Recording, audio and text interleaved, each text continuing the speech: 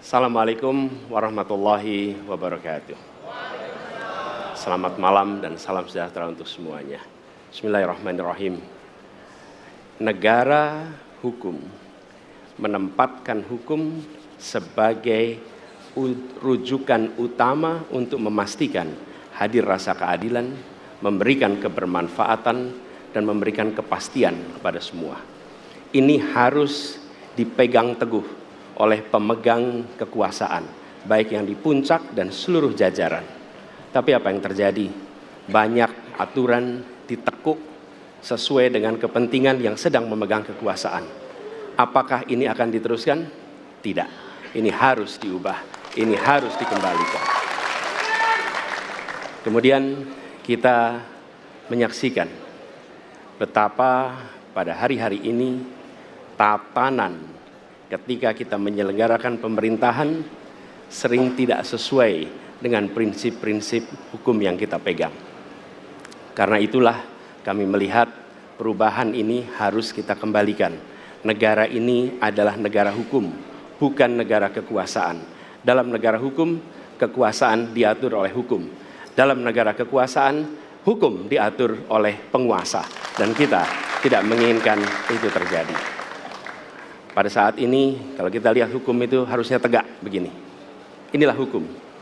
Dalam kenyataannya, dia bengkok. Dia tajam ke bawah, dia tumpul ke atas. Dan kondisi ini tidak boleh didiamkan, tidak boleh dibiarkan, dan harus berubah. Karena itu kita mendorong perubahan. Mengembalikan hukum menjadi tegak kepada semuanya. Dan bila kita saksikan hari ini, ada satu orang milenial bisa menjadi calon wakil presiden. Tetapi ada ribuan milenial, generasi Z, yang peduli pada anak-anak bangsa, yang peduli pada mereka yang termarginalkan. Ketika mereka mengungkapkan pendapat, ketika mereka mengkritik pemerintah, justru mereka sering dihadapi dengan kekerasan, dihadapi dengan benturan, dan bahkan gas air mata. Apakah kondisi ini akan dibiarkan? Tidak, kita harus lakukan perubahan. Oleh karena itu, kami memperhatikan ini sebagai hal-hal yang mendasar. Yang tak kalah penting, ini kedua nih, yang tak kalah penting. Kita menyaksikan pada saat ini, ada peristiwa seperti peristiwa Ibu Mega.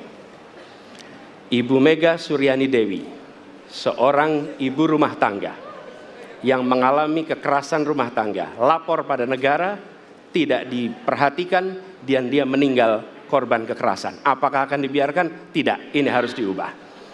Dan tidak kalah penting, hadir bersama saya di sini ayahnya Harun Ar-Rasyid. Harun Ar-Rasyid adalah anak yang meninggal, pendukung Pak Prabowo di Pilpres 2019 yang menuntut keadilan pada saat itu.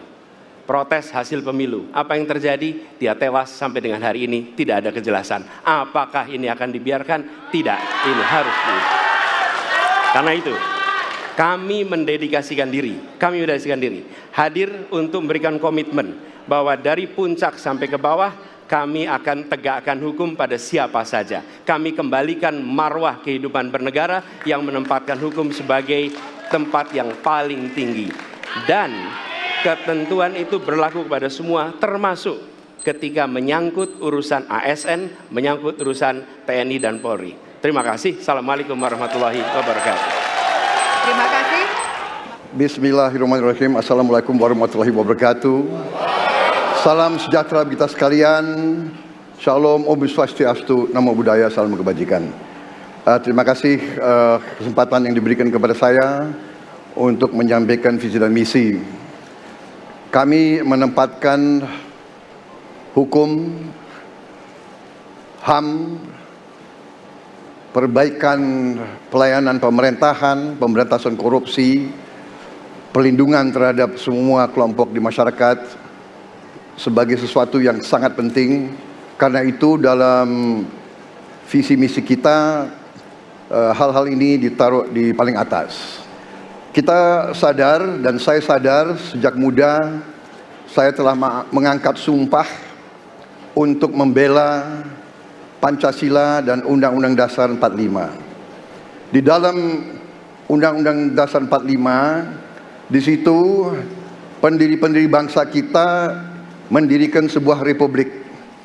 Republik itu harus didasarkan atas hukum dan kedaulatan rakyat. Itulah perjuangan saya selama ini. Dan saya pertaruhkan nyawa saya, jiwa saya untuk membela demokrasi, hukum dan HAM. Kita faham, kita mengerti masih banyak kekurangan.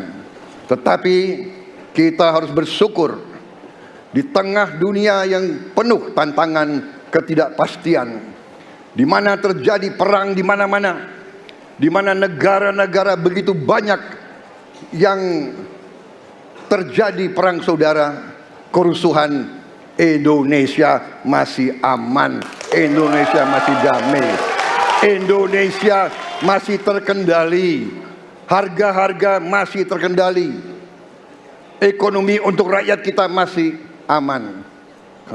Karena apa? Karena kepemimpinan. Karena apa? Karena manajemen negara yang berhasil. Saudara-saudara, apakah di tengah 280 juta rakyat masa tidak ada kekurangan?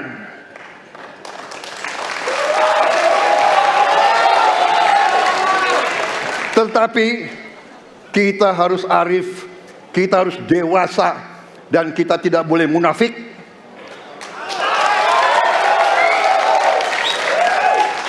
Pemimpin itu ingarso sung telodo, harus memberi contoh. Saudara-saudara sekalian, Prabowo Gibran, kita akan perbaiki yang harus diperbaiki. Kita akan tegakkan apa yang perlu ditegakkan. Dan kita bertekad memberantas korupsi sampai ke akar-akarnya.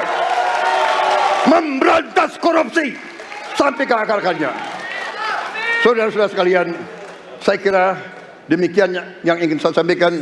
Program kita baik, tujuan kita baik, keinginan kita baik. Mari kita berbuat kebaikan demi rakyat kita. Kita butuh persatuan dan kesatuan. Kita tidak perlu saling menghasut, saling mencela, saling menghina. Demi rakyat kita yang kita cintai, kita butuh kesejukan, ketenangan, kerukunan. Kita negara majemuk, kita negara ratusan kelompok etnis, berbagai agama besar. Pemimpin harus sejuk, pemimpin harus dewasa. Assalamualaikum warahmatullahi wabarakatuh. Selamat malam, salam sejahtera untuk kita semua. Om Swastiastu, Namo Buddhaya, Rahayu. Bapak Ibu yang sangat saya hormati, para hadirin pemirsa debat malam ini yang sangat saya muliakan. Saya dan Pak Mahfud mulai perjalanan pada saat pembukaan kampanye dari ujung timur Indonesia dan barat. Dari Sabang sampai Merauke. Hanya ingin mendengarkan dan ingin melihat secara langsung apa yang disampaikan oleh rakyat. Apa yang dirasakan oleh rakyat sehingga ketika kontestasi 5 tahunan ini berlangsung, harapan itu ada dan masuk dalam pikiran seorang pemimpin. Satunya pikiran, perkataan, dan perbuatan. Ini sesuatu yang sungguh penting. Di Merauke kami menemukan pendeta, namanya Pak Leo. Dia harus menolong seorang ibu ingin melahirkan, karena tidak adanya fasilitas kesehatan. Dan dia belajar dari YouTube. Sesuatu hak kesehatan yang tidak bisa didapat. Maka kita sampaikan kepada Pendeta Leo, kami akan bangunkan itu dan kami akan kerahkan seluruh Indonesia bahwa satu desa, satu puskesmas atau pustu dengan satu nakes yang ada. Pak Mahfud juga menyampaikan kepada para guru yang ada di Aceh, di Sabang sana. Ada juga guru agama di sana. Kita ingin membangun Indonesia yang hebat dengan SDM yang unggul. Tapi apakah kita sudah memperhatikan mereka? Tentu kemajuan yang selama ini ada mesti kita lakukan jauh lebih cepat, lebih satset. Dan perhatian itu mesti diberikan. Dan itulah di sana kita memperhatikan nasib para guru termasuk guru agama. Insentif kepada mereka kita berikan agar mereka bisa mengajarkan budi pekerti yang luhur dengan moderasi agama yang ada. Bapak Ibu, cerita ini belum cukup. Saya berjalan ke NTT. Kami ketemu dengan masyarakat yang ada di sana. Pak Ganjar, kenapa kami anak muda tidak mudah mendapatkan akses pekerjaan, padahal itu hak kami. Kenapa kemudian kami mendapatkan kesulitan untuk akses internet padahal kami butuh belajar? Tidak sama dengan yang di Jawa. Catatan inilah yang mendorong pikiran kami, internet gratis untuk para siswa yang sedang bersekolah. Agar mereka punya kesamaan dengan kita semua yang ada di Jawa ini. Kami bergeser lagi, kemudian ketemu kawan-kawan penyandang disabilitas di NTB. Betapa bahagianya saya karena ketemu dengan orang yang berjuang dengan keras agar dia bisa setara dan pemerintah mesti perhatikan mereka untuk memberikan kesetaraan pada mereka itu. Tapi Bapak Ibu, saya mendengar ketika demokratisasi mesti berjalan dan demokrasi mesti kita jaga bersama, ada Ibu Sinta yang ketika menyampaikan pendapat harus berurusan dengan aparat keamanan. Ada Melki, ketua BEM yang kemudian ibunya harus diperiksa. Maka yang seperti ini harus usai. Dan mereka bisa mendapatkan kebaikan-kebaikan kalau governance terjadi. Maka yang ada di Kalimantan kami temukan. Masyarakat Dayak, mereka suku-suku yang ada, libatkan dong kami agar kami bisa mendapatkan akses yang sama. Semua ini bisa berjalan kalau kemudian pemerintahnya bersih. Pemerintahannya bisa akomodatif.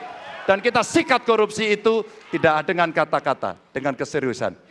Pak Mahfud adalah mitra saya yang selama ini sebagai Menko mengeksekusi itu dengan baik. Kita akan lakukan itu, kami mohon dukungan rakyat, perintahkan kami untuk mengerjakan itu. Terima kasih. Wassalamualaikum warahmatullahi wabarakatuh. Kami persilakan kembali ke tempat.